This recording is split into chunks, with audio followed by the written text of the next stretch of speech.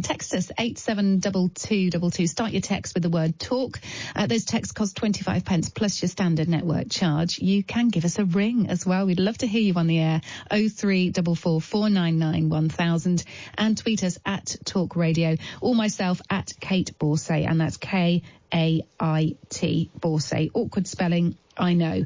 So welcome along. If you have just tuned in, you heard there Hattie Hassan, who is that pioneering female plumber who's been awarded an MBE for services to the plumbing and heating industry and getting women into the service industry like that. So huge congratulations to her. We're talking ahead to 2020. We've spoken to Lauren Naylor, who's a beauty journalist, to find out what we're all going to be doing to ourselves, wearing on our faces, doing with our hair in the new year. Let's talk about how to start the new year off in a positive way now, though, with astrologer and mystic Inbaal. Welcome to the show.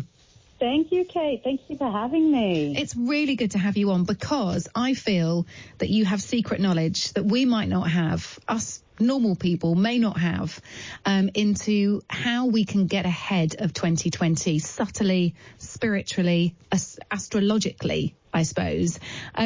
Is astrology something that you can use to look, this might sound like a silly question, but not only to look ahead, but also to look back on as well in terms of 2019 and what big things have happened in the year just gone? Absolutely, because we all know our star signs, and some of us might know our moon signs and perhaps how the quickie planets, the ones that change all the time, will affect it. So we might know the full moon, that, you know, it creates large changes in our lives, and the new moon is a great time for new beginnings. But in our solar system, we've also got the faraway planets that take a long time, perhaps a year, to go the whole way around the sun, and it impacts the Earth in different kind of ways. Now, even for absolute non-believers and people who think that sounds bonkers, back in the day, before podcasts and radio and TVs and before almost anything really, looking at the sky was the one way to pass the time. And people, regular people like us, would look at the sky and see those patterns emerging. They'd be able to see that when that planet that looks a little bit red would go across the horizon in a certain kind of way, people would start falling out with each other. So what we've got coming up, because I'm all about looking ahead, but yeah, it's important to look back. Can I ask quickly, Inbaal, because this stuff fascinates me. Everything to do with Brexit and politics in this year, even something like climate change and the fact that it, you know, an organisation like Extinction Rebellion's come to the fore this year. Greta Thunberg's become huge this year. Was that written in the stars? Was that written down, documented astrologically? Yes, but you could interpret it in different ways. Right.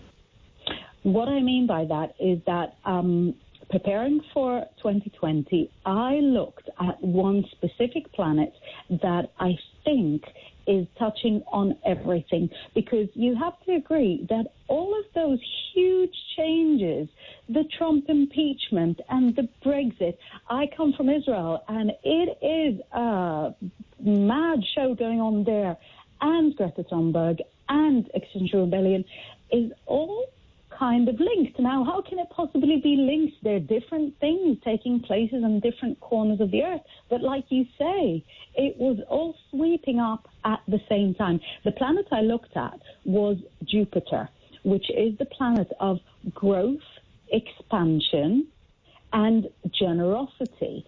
And I feel like a lot of what we're dealing with now has to do with the market crashing 9-10 years ago.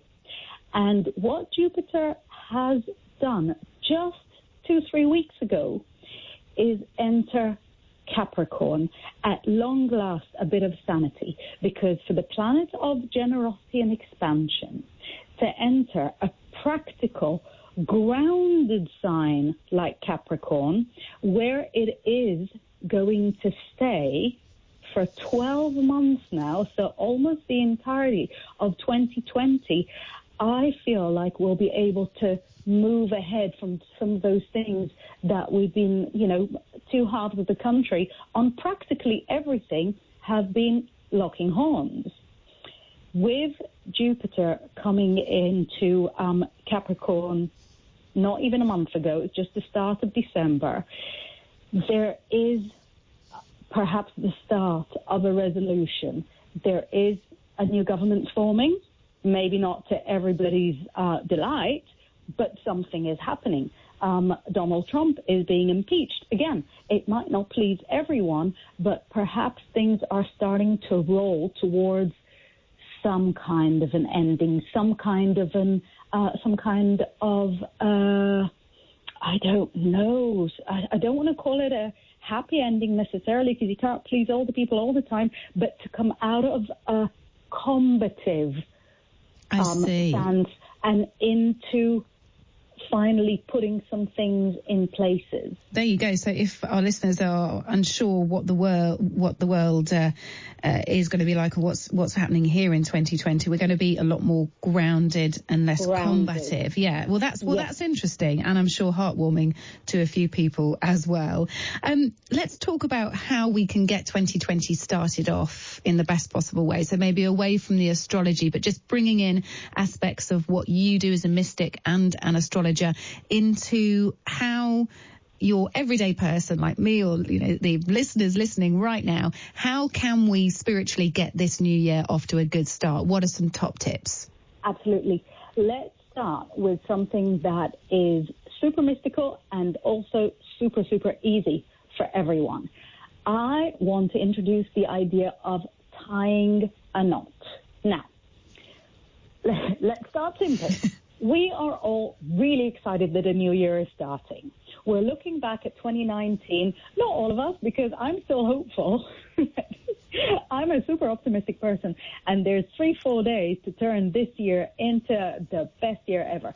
But even for people who might not be as enthusiastic about every living moment as me, are looking at 2020 and thinking, this is it. This is when we're going to crush all our goals.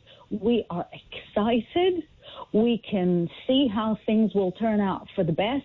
And this feeling is something that we want to be able to tap into every day, so that you would get to perhaps 28th, 29th of December next year still feeling that positive, energetic approach to 2020.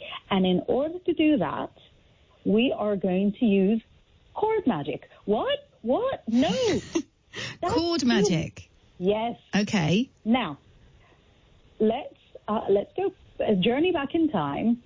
Practically every culture will have someone who tells you, oh, just, do a little knot in your hanky, and that will, get rid of your cold, or make sure that, no one tells on you that you've done something naughty.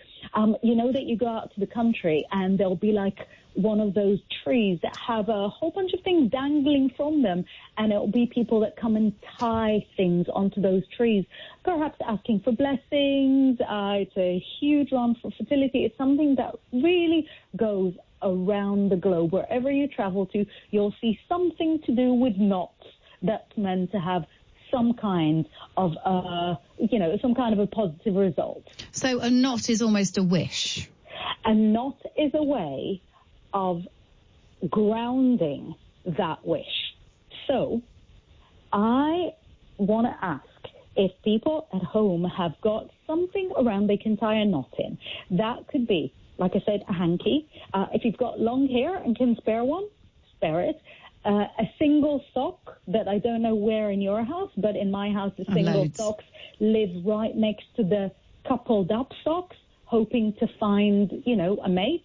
And in my hand, I actually have a shoelace that came from my daughter's football boots when she changed them for rainbow shoelaces. Awesome. So I'm very, very proud of that.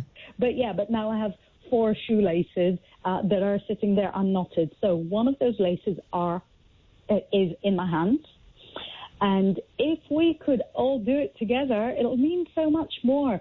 Let's think of all the goals we've got for 2020, all the things we want to achieve, all the things that we hope for ourselves. There's nothing you want for yourself, all the things you hope for the country, for the planet, for the world, for your neighbor. And feel that excitement, feel that enthusiasm in your heart, in your mind, channel it into your hands and tie a knot. And I'm doing it with you now. Tie a knot, and that hope and that excitement is tied into that knot right now. Now, what do you do with that knot? You can just keep it in a drawer or take it with you in your handbag if you've got one of those handbags that's got a bunch of things at the bottom, and it, no one's going to notice that there's a little extra something. And you can either keep it with you the whole year, or you can keep it as it is until you feel like it's done its job. Or if, say, January 2nd or March 28th or sometime during the end of August, you're feeling kind of low, you will then undo the knot. And the idea is that all the excitement that you felt right now will come flooding back. That sounds awesome. We're so happy about the start of the year, but then January 1st rolls around and we're thinking, hair of the dog, it's a little too soon to go for our goals right now. Yeah. Come January 2nd, you're face deep in the rest of the Christmas chocolate, and it starts drifting away from there. So use that knot to keep yourself focused. Fabulous. Inbaal, I've got to leave it there because we're running out of time. But I love the idea of tying a knot in it. Hopefully it's resonated with some of our listeners. Tell us what your wish is. Tell us what you want to cement in that knot. It sounds a bit fantastical, but it's so easy, isn't it? Shoelace knot. My producer is nodding at me. He's still slightly sceptical, but do you know what? You're not going to lose anything, are you, from it? So why not? Inbaal, thank you very much. Tell us where we can find you if people want to seek you out on social media for more info. Thank you, Kate. If you spell my name correctly, I'm very easy to find. So it's Inbaal, I for India, N for November, B for bottle, A for apple, another A for apple, and L for love. I'm very active on Instagram, but I'm a little bit on all the others as well. So spell my name right, and you've got me. Awesome. There you go. Inbaal, thank you very much, and a Happy New Year to you. Thank you, Kate. Happy New Year. Bye-bye. Bye. That's Inbaal there, who is an astrologer and a mystic, and just pretty interesting.